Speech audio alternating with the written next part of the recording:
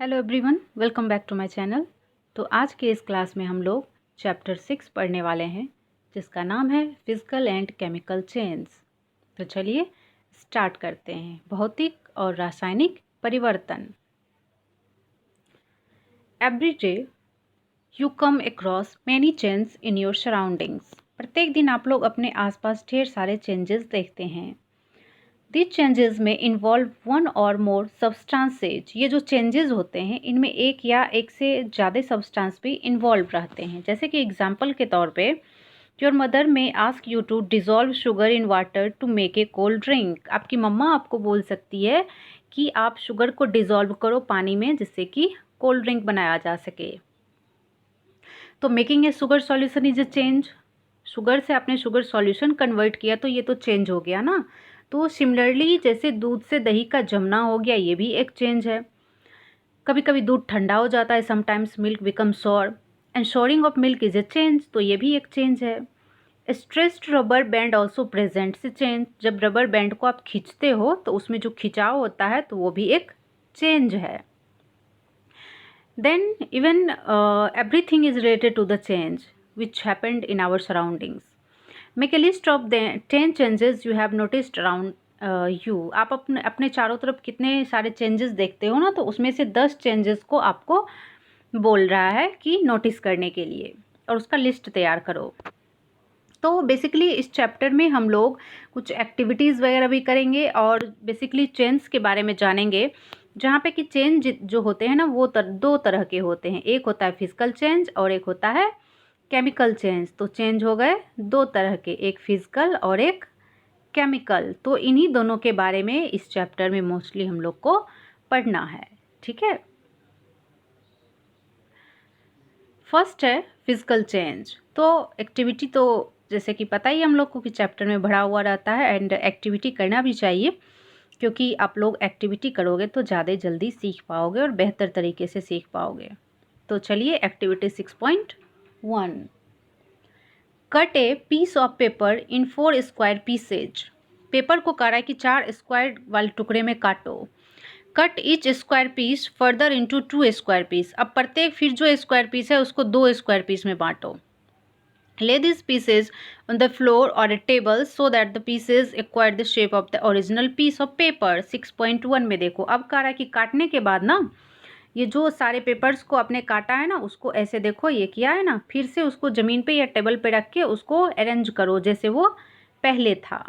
ठीक है, हाँ। उसके बाद फिर से एक्टिविटी 6.2 कह रहा है, collect the chalk dust lying on the floor near the black board. Black board पर टीचर लिखते होंगे ना क्लास में, तो उस पर अगर चॉक से लिखते होंगे तो फिर चॉक नीचे झड़ता होगा, बोर्ड के नीचे जमा होगा। अगर बहुत सारे बच्चों के स्कूल में वाइट बोर्ड पे पढ़ाई होती है तो उनके पास ये अवेलेबल नहीं होगा, तो वो क्या करेंगे, क्रश करेंगे स्मॉल पीसेस को, चॉक को छोटे छोटे टुकड़ों में डस्ट में उसको क्रश करके बना लेंगे। एंड कुछ मात्रा में उसमें पानी डालना है जिससे कि उससे पेस्ट तैयार किया जा सके। Roll it into the shape of a piece of chalk, let is dry. अब उसे चॉक के शेप में ले आओ पेस्ट बना करके, अब उसको सूखने के लिए दो। Did you recover chalk from the dust. क्या आप डस्ट से उस चॉक को फिर से रिकवर कर सकते हो। तो ये सारी चीज़ें आप लोगों को करनी है, फिर कंक्लूजन पे आना है कि भाई क्या कंक्लूजन निकलता है, रिकवर हो पाएगा या फिर रिकवर नहीं हो पाएगा। ठीक है, नेक्स्ट फिर से एक एक्टिविटी दे रहा है 6.3, take some ice in a glass और प्लास्टिक टम्बलर। कुछ बर्फ लो, उसको एक ग्लास में या प्लास्टिक के किसी बर्तन में रखो। Melt a small portion of ice by placing the tumbler in the sun. अब उस टम्बलर को या जो ग्लास वगैरह जिसमें भी आपने बर्फ़ को रखा है उसको सूर्य की रोशनी में रख दो, और उसमें you have now a mixture of ice and water. आपके पास आइस एंड वाटर का मिक्सचर है अभी। Now place the tumbler in a freezing mixture, ice plus common salt. अब इसको एक फ्रीजिंग जो मिक्सचर है उसे फ्रीज करने के लिए फ्रीज़र में डाल दो। तो क्या ये जो अभी हमने मिक्सचर तैयार किया आइस एंड वाटर का, तो वो क्या फिर से फ्रीज होकर के वैसा बर्फ़ में बदल जाएगा जैसा कि पहले था। बताना आप लोग करके कि बदलता है कि नहीं। एक्टिविटी 6.4 है, ऐसे में बता दूं कि बिल्कुल बदल जाएगा। पानी से बर्फ़ एंड बर्फ़ से पानी फिर से कन्वर्ट किया जा सकता है। तो यही सारी एक्टिविटीज़ आपको करके देखनी है एंड बताना है कि ये पहले जैसा हो रहा है या फिर नहीं हो रहा है। तो 6.4 में कह रहा है कि वाटर को बॉईल करो किसी कंटेनर में, और वो जो स्टीम ऊपर निकलता है वाटर का उसको देखना है। Hold an inverted pan by its handle over the steam at some distance from the boiling water. अब जहाँ से ये भाप निकल करके ऊपर जा रहा है ना, वहाँ पे कह रहा है कि कोई पेन को ऐसे मतलब ऊपर से उसको रखो जिससे कि ये जो भाप है ना उस बर्तन को टच करे। ठीक है, हाँ। अब उसका इनर जो सरफेस है उस पेन का जो ऊपर से आपने भाप के ऊपर रखा है उसको ऑब्जर्व करने के लिए करा है। Do you see any droplet of water there, क्या आपको उसके ऊपर पानी की कुछ बूंदें दिखाई दे रही हैं? एग्जैक्टली दिखाई देंगी, आप लोग करके देखना। अब एक एक्टिविटी और है तो उसे भी कर ही लेते हैं, छोड़ना क्यों। तो इसमें कह रहा है कि B careful while handling a flame, because आग से कोई एक्टिविटी करवानी है तो वही केयरफुल रहना पड़ेगा आप लोगों को।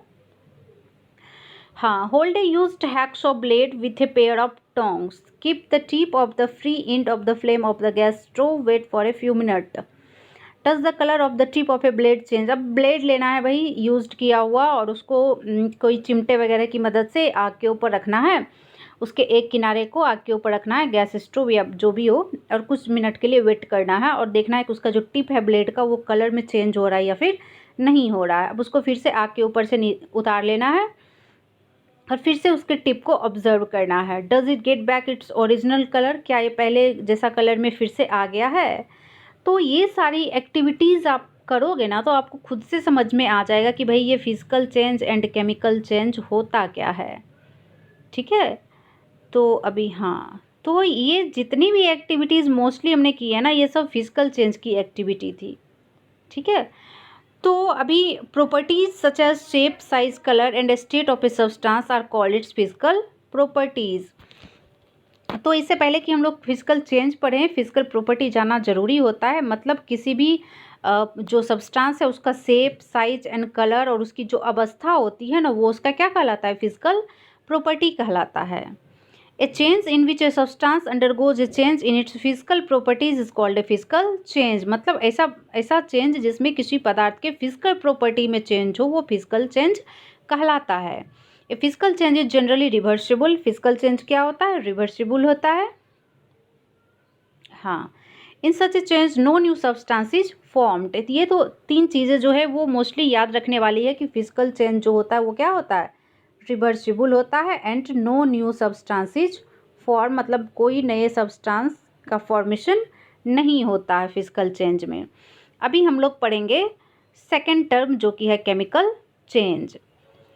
ए change with which you are quite familiar is the rusting of iron. आप लोग जो केमिकल चेंज में एक चेंज है वो है रस्टिंग ऑफ आयरन, इसके साथ बहुत ही फेमिलियर होंगे क्योंकि आपने देखा होगा बहुत बार इसको। If you leave a piece of iron in the open for some time, it acquires a film of brownish substance। अगर आपने आयरन के किसी टुकड़े को ऐसे बाहर में कहीं पे रख दिया होगा तो आप देखे होंगे कि उसके ऊपर ब्राउन कलर की परत जम जाती है, और यही जो ब्राउन कलर का सब्सटेंस उस आयरन के ऊपर बन जाता है ना ये रस्ट कहलाता है। और ये जो प्रोसेस होता है जिसके थ्रू ये परत जमती है उसको रस्टिंग कहा जाता है। ठीक है, iron gates the parks of farm implement iron benches kept in lawns and gardens almost every article of iron. मतलब जितने भी आर्टिकल है, जितने भी सामान हैं आयरन के और जो खुले में रखे हुए रहते हैं तो उसमें ज़्यादा जल्दी रस्टिंग होता है। ठीक है, you must have seen soles and spades getting rusted when exposed into the atmosphere for some time in the kitchen. A wet iron pan, जैसे तवा होता है उसमें भी जंग लग जाता है कुछ टाइम के लिए, उसको अनयूज्ड ऐसे ही रख दिया जाए तो। मतलब मोस्टली कहना ये है कि कोई भी आयरन का सामान है उसे अगर खुले में ऐसे रख दिया जाएगा, उसके ऊपर अगर कुछ प्रोटेक्शन के लिए पेंट वेंट नहीं किया गया हो तो उसमें ऑब्वियसली रस्टिंग होगा। ठीक है, अब एक एक्टिविटी फिर से कर रहा है तो देखते हैं क्या है। Get a small piece of thin strip of ribbon of magnesium, magnesium का फीता लेने के लिए कह रहा है। Clean its tip with sandpaper, sandpaper से उसको क्लीन करना है इसके टिप को। Bring the tip near a candle flame, और उस टिप को कैंडल के फ्लेम के सामने लाना है। It Burns with a brilliant white, अब ये जलेगा तो एकदम से वाइट कलर का रोशनी देगा। When it is completely burned it leaves behind a powdery ash. जब ये कम्प्लीटली जल जाएगा तो क्या बचेगा, एक राख बचेगा, पाउडर जैसा संरचना का आश, दैट मीन्स राख बचेगा। तो बताओ कि ये जो राख बचा वो क्या एग्जैक्टली मैग्नीशियम रिबन की तरह है? बिल्कुल नहीं है। तो इसमें क्या हो रहा है, मैग्नीशियम जो है ना, मैग्नीशियम प्लस ऑक्सीजन जब ये रिएक्शन कर रहा है तो क्या बना रहा है, मैग्नीशियम ऑक्साइड MgO बना रहा है। मतलब इसमें क्या हो गया, इसमें पहले जो सब्सटेंस था वो दूसरे सब्सटेंस के साथ रिएक्शन किया और तीसरा सब्सटेंस बन गया, मतलब न्यू सब्सटेंस का फॉर्मेशन हो गया। तो ये कैसा चेंज हो गया, ये हो गया केमिकल चेंज। इसी तरह से बहुत सारे एक्टिविटीज़ दिए हुए हैं केमिकल चेंज से रिलेटेड, ठीक है। तो इसे आप लोग भी करके देखना, ढेर सारी एक्टिविटी है। जैसे कि एक्टिविटी 6.7 देखो, एक कह रहा है कि dissolve about teaspoonful of copper sulphate in about half a cup of water in a glass tumbler और ए बीकर। कह रहा है कि एक चम्मच कॉपर सल्फेट लो, जैसे कि ब्लू विट्रियल या नीला थोथा भी कहा जाता है, इसका नाम है ये। उसे 1 कप या आधे कप पानी में इसको मिलाने के लिए कह रहा है। Add a few drop of dilute sulphuric acid to the solution. अब जो घोल आपने लिया है उसमें कुछ बूंदे डाइल्यूट सल्फ्यूरिक एसिड की डालो। And save a small sample of the solution in a test tube और a small glass bottle. Drop a nail और ए यूज्ड सेविंग ब्लेड, एक यूज्ड सेविंग ब्लेड या फिर नेल है तो वो उसमें डाल दो, एंड जो बचा हुआ सॉल्यूशन में उसमें। Wait for half an hour so far. अब आधे से 1 घंटे तक उसको देखो, ऑब्जर्व करो, मतलब छोड़ दो ऐसे। उसके बाद observe the colour of the solution. अब उस घोल का कलर जो उसका ऑब्जर्वेशन करो। Compare it with the colour of the same solution सेप्ड separately. अब वही सेम सॉल्यूशन जो पहले रखा था उससे उसका कंपेरिजन करो तो दोनों का कलर में चेंजिंग होगा, ठीक है। तो ये सारी एक्टिविटीज़ हैं दी हुई। जैसे कि यहाँ पे एक एक्टिविटी है विनेगर, हाँ एसिटिक एसिड कहा जाता है उसको, प्लस बेकिंग सोडा जो कि सोडियम हाइड्रो कार्बोनेट है।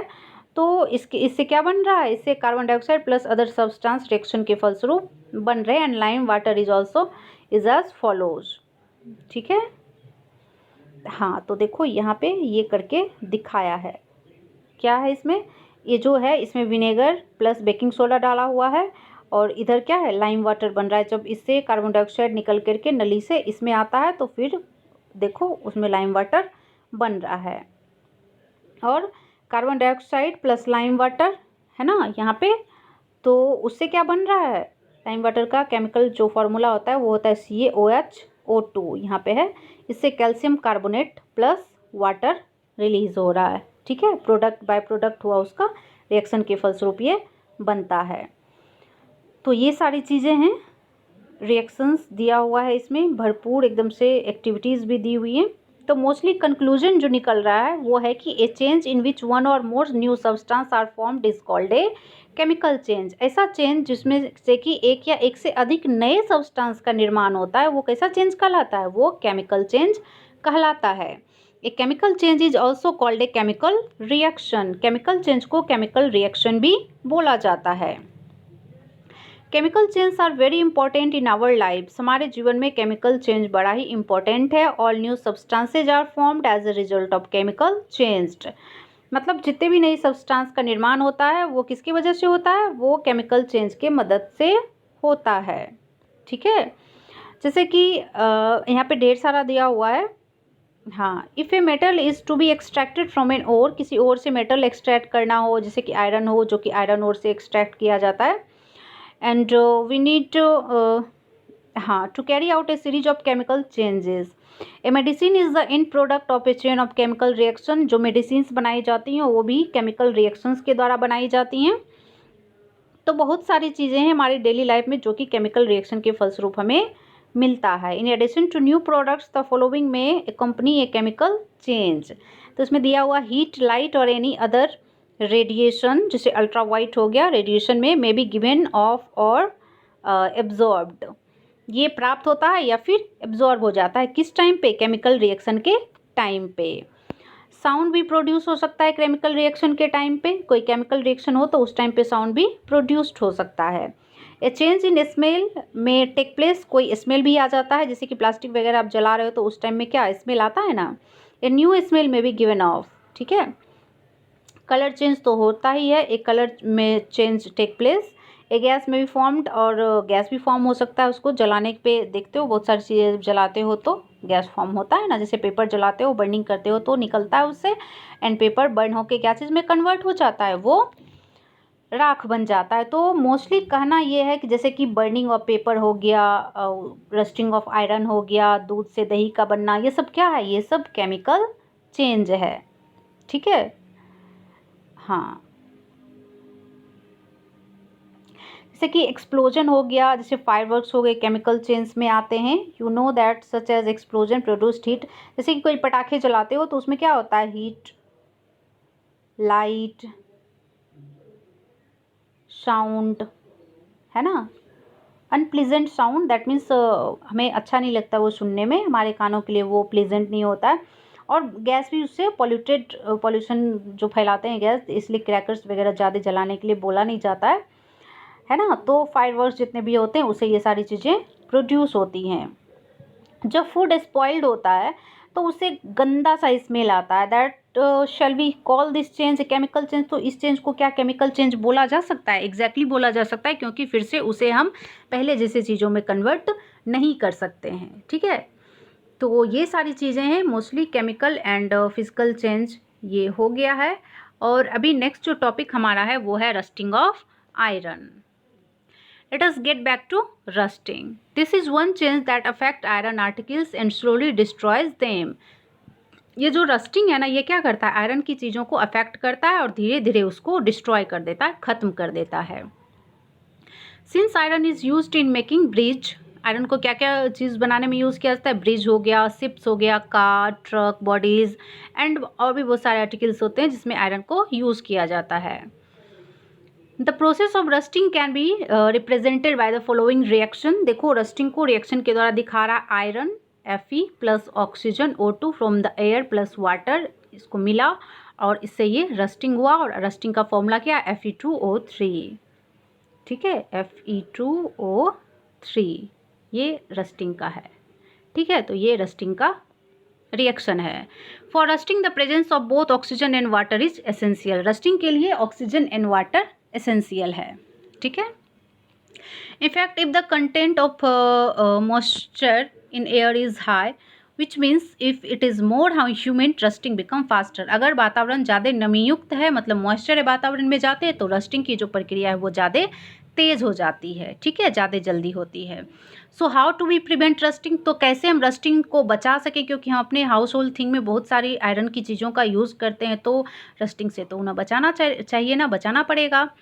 तो prevent iron articles from coming in contact with oxygen और वाटर और बोथ। तो आयरन की जितनी भी चीज़ें हैं उसे ऑक्सीजन या फिर और वाटर या फिर दोनों से आपको बचाना पड़ेगा। इसके लिए क्या करना है, तो simple way is to apply a coat of paint और ग्रीज, इसके ऊपर पेंट या फिर ग्रीज अप्लाई करना चाहिए। Effect these coats should be applied regularly to prevent rusting, मतलब रेगुलर बेसिस पे इसको अप्लाई, इसका मतलब ये नहीं कि रोज़ रोज़ करना चाहिए, मतलब एक इंटरवल के बाद, कुछ टाइम के बाद इसको अप्लाई करते रहना चाहिए, जिससे कि वो हमेशा के लिए रस्टिंग से बचा रहे। अनदर वे जो है वो है deposit layer of metal like chromium और जिंक ऑन आयरन। ठीक है, मतलब आयरन के ऊपर क्रोमियम या फिर जिंक आप ऊपर से डाल सकते हो। और ये जो प्रोसेस होता है ना, depositing of layer of zinc on iron is called galvanisation. ठीक है, the iron pipes we use in our homes to carry water are galvanise to prevent rusting. हमारे घरों में जो पाइप से पानी आता है, आयरन के पाइप से, उसके ऊपर गैल्वेनाइजेशन ही किया जाता है, जिससे वो रस्टिंग से बचा रहे। You know that ships are made of iron and part of them remains under water। हम लोग जानते हैं कि जहाज जो होते हैं वो आयरन के बने होते हैं और उसका पार्ट जब पानी के अंदर भी रहता है।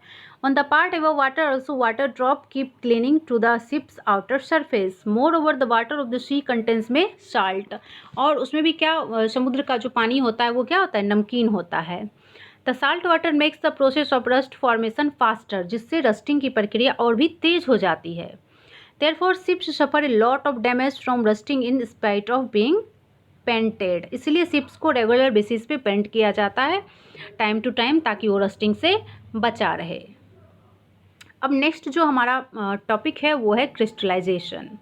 तो क्लास 6 में भी हमने पढ़ा था कि salt can be obtain by the evaporation of sea water. समुद्र के पानी को इवापोरेट करके हम लोग साल्ट ऑब्टेंड करते हैं, है ना, क्रिस्टलाइजेशन।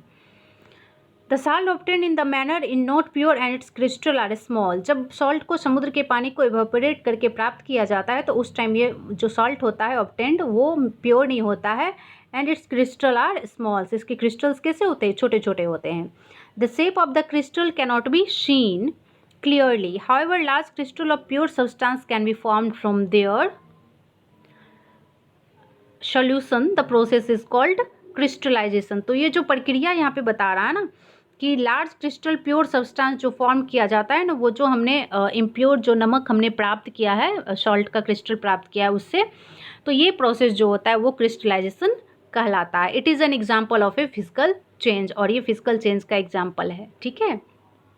क्योंकि नमक में पानी घुलने के बाद फिर से उसको अलग किया जा सकता है, इवेपोराइजेशन के प्रोसेस के द्वारा पानी भाप बन के उड़ जाएगा और नमक आपका मिल जाएगा, है ना। तो एक एक्टिविटी फिर से दिया है, to be performed in the presence of the teacher, use only dilute sulphuric acid, be careful while boiling water. That means यहाँ पे पानी को बॉयल करना है। देखो क्रिस्टलाइजेशन का जो प्रोसेस है ना वो यहाँ पे करके दिखा रहा है। तो एक्टिविटीज़ आप लोग करना खुद से, ठीक है। एंड ये चैप्टर फाइनली एंड हो चुका है। तो इसमें हमने फिजिकल एंड केमिकल चेंज के बारे में पढ़ा, क्रिस्टलाइजेशन के बारे में पढ़ा और रस्टिंग के बारे में पढ़ा। यही 4 पॉइंट जो था वो मोस्ट इम्पॉर्टेंट था इसमें, और ढेर सारे इसमें एक्टिविटीज़ बड़े हुए थे। आई होप आप लोग एक्टिविटीज़ ज़रूर करेंगे, क्योंकि activities is also important for you, because activities करोगे ना तो आप और बेहतर से चैप्टर को समझ पाओगे। और अगर किसी ने मेरी वीडियो देखी है और उस बच्चे ने एक्टिविटी की है तो प्लीज़ जो भी कंक्लूज़न निकल करके सामने आ रहा है तो वो कमेंट करके मुझे ज़रूर बता देना, ठीक है। और किसी भी टर्म में कोई कन्फ्यूजन हो तो आप कमेंट करके पूछ सकते हो। तो मिलते हैं हम लोग फिर से नेक्स्ट क्लास में, तब तक के लिए थैंक्स फॉर वॉचिंग।